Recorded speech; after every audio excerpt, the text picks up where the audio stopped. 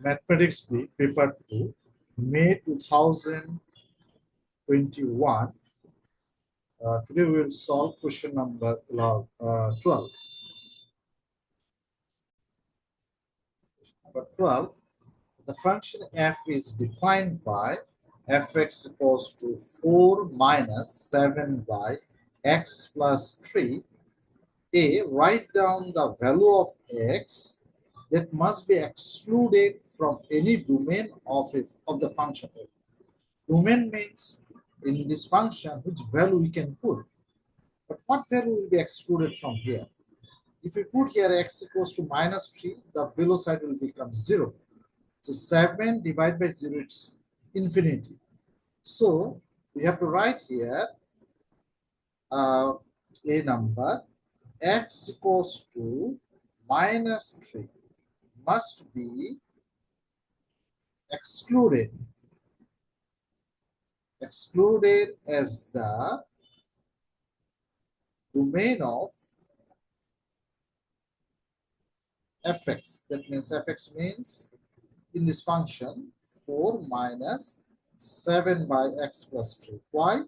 Because if we put here x equals to minus 3, below side comes 0. 7 divided by 0 is matter or infinity. So something subtraction infinity, it's also infinity. So x equals to minus 3 must be excluded as the domain of fx. So a number completed. Number B, find f minus 1. That means in this function, instead of x, we have to put here minus 1. So B number. At first, we have to write down this function fx equals to 4 minus 7 by x plus 3. F minus 1. So it will be 4 minus 7 by minus 1 plus 3. So it will be 4 minus 7 by 2. So it will be 4 minus 3.5. So 4 minus 3.5, it will be 0.5, or we can write half. So B number answer is half. For number C, the function g is defined by, this is g function, where x greater than equals to minus 1. This is very important. That means here we can put x value greater than equals to minus 1. Given that if g inverse x, inverse is only upon g, if g inverse x equals to 1.5, this part is composite function. F and g inverse, this part is composite function equals to 1.2. Find the value of x. So at first we have to find out the g inverse. So for quadratic function, if we want to find out the inverse of the quadratic function, this is quadratic function. Quadratic function like this, quadratic function, inverse function only we get when it is one-to-one function. When x greater than equals to minus 1, this part will be the this quadratic part, then it will be one-to-one function. So we have to find out the g inverse. So if you want to find out the g inverse, we have to use the completing the square. So gx equals to 2x squared plus 4x minus 1. So we have to take common 2. So it will be x squared plus 2x minus 1. Now this part is ready for doing completing square. So 2x plus b by 2. That means 2 by 2 whole square minus 2 by 2 whole square, bracket close, minus 1. Completing square formula is like this: x squared plus bx. It will be x plus b by 2 whole square minus b by 2 whole square. This is formula for completing the square. Now, if we simplify, we'll get to x plus 1 whole square 1 whole square means 1 minus 1. So by 2 if we multiply 2 into x plus 1 whole square minus 2 minus 1. So gx will get here 2 into x plus 1 whole square minus 3. If we sketch this curve, here the minimum value is minus 3, 1, 2, 3, minus 3. And for x equals to minus 1, if we put here x equals to minus 1, we will get minimum value. So the curve and y-intercept point is minus 1. So if you sketch this curve will be like this. This is the minimum point. So x equals to this minus 1 minus 3, x greater than equals to minus 1. So this part is now inverse function. Because it is one-to-one function, for x greater than minus 1, this part will give you, this is one-to-one function and we'll get the inverse function. Now, we want to find out the inverse of gx. Let y equals to gx equals to 2 x plus 1 whole square minus 3. When minus 3 go in the right side, left side, it will be y plus 3 equals to 2x plus 1 whole square. Now y plus 3 by 2 equals to x plus 1 whole square. So x plus 1 equals to root over y plus 3 divided by 2. We have to take here plus because if you take the minus, it's going the left side. But we want x greater than minus 1. This part is one-to-one function. Okay. So x equals to minus 1 plus root over y plus 3 divided by 2. So instead of x, we can write here g inverse y, because here we wrote gx equals to y. As we wrote here gx equals to y, x equals to, you can write here g inverse y. So g inverse y equals to minus 1 plus root over y plus 3 divided by 2. Now, instead of y, we have to write here x. So g inverse x equals to minus 1 plus root over x plus 3 divided by 2. So if we rearrange, we get here root over x plus 3 divided by 2 minus 1. So, x g inverse x equals to root over x plus 3 divided by 2 minus 1. Now, what do we want? We want, if they gave us f g inverse x, that means f composite of g inverse x equals to 1.2. From here, we have to find out the value of x. So now we have to write here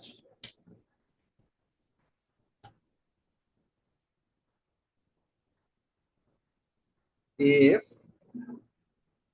g inverse x equals to 1.2. So if instead of g inverse x, we have to write here root over x plus 3 divided by 2 minus 1 equals to 1.2. Now we have to put this value in the f function.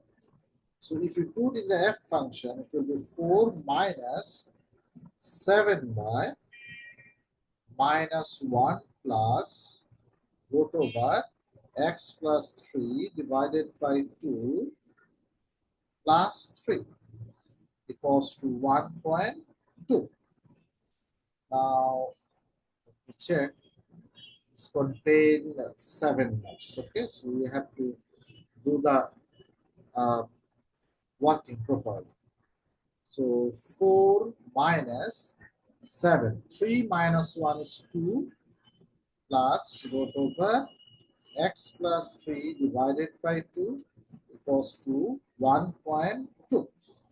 Now when 4 go in the right side, so we have to write 1.2 right in the left side, 1.2 equals to 7, 2 plus root over x plus 3 divided by 2.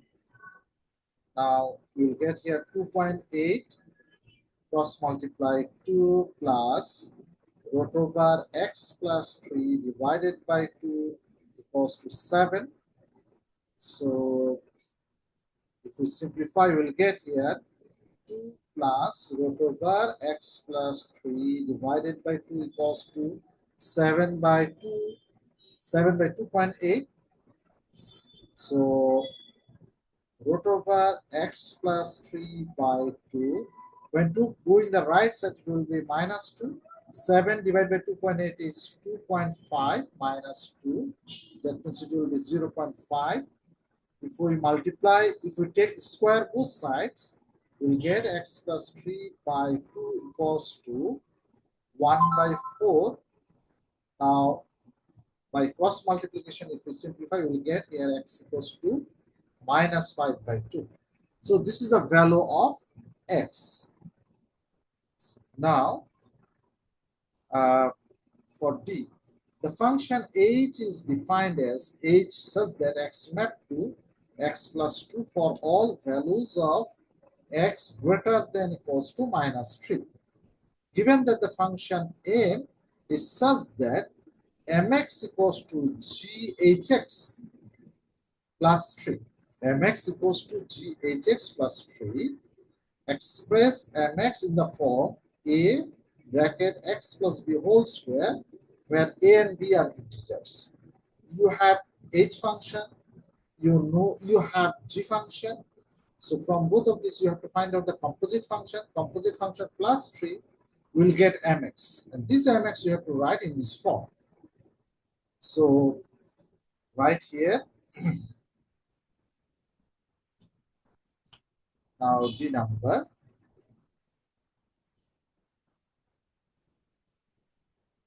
mx equals to ghx plus 3.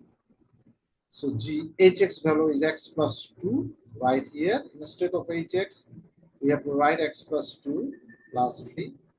Now in g function, instead of x, we have to put this. So we will get 2 into x plus 2 whole square plus 4 into x plus 2 minus 1 plus 3.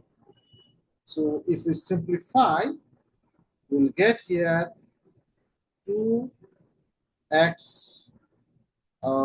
x squared plus 4x plus 4. This is 4x plus 8 plus minus 1 plus 3. So if we remove the bracket, we'll get 2x squared plus 8x plus 8 plus 4x plus 7 plus 3. So to simplify, we'll get here 2x squared plus 6x plus 18. So now do completing square. So we'll get here 2x plus 3 whole square minus 3 square. 6 by 2 is 3 square plus 18. So if we remove the bracket, we'll get finally 2 into x plus 3 whole square. So this is finally 18 minus 18 plus 18 is 0. So this is 2x plus 3 whole square. So here, this is mx, a equals to 2 and b equals to 3. One thing, here the range is, if we sketch this curve, if mx curve, if we sketch this curve, so here the minimum value is 0. For x equals to minus 3, 1, 2, minus 3, we get the minimum value. The curve will be like this. So one thing you have to remember, if there is nothing, the minimum value is 0. And for x equals to minus 3, we will get this minimum value. So in the next part, we have to use this. Okay. Now, E number, this is the most important part. Find the domain of F in M inverse. Find the domain of F M inverse. This is very important. This is very important. So, E number, domain of M inverse is equals to range of M. What is the range of M here? Range of M is greater than equals to 0. So domain of M inverse will be greater than equals to 0. So I think everybody understand this mesh properly. Here you have a very good command over the range, domain, inverse function, composite function, completing the square. So if you have any confusion, you can contact with me, and or you can join my online math class also. Thank you everybody for watching. Thank you.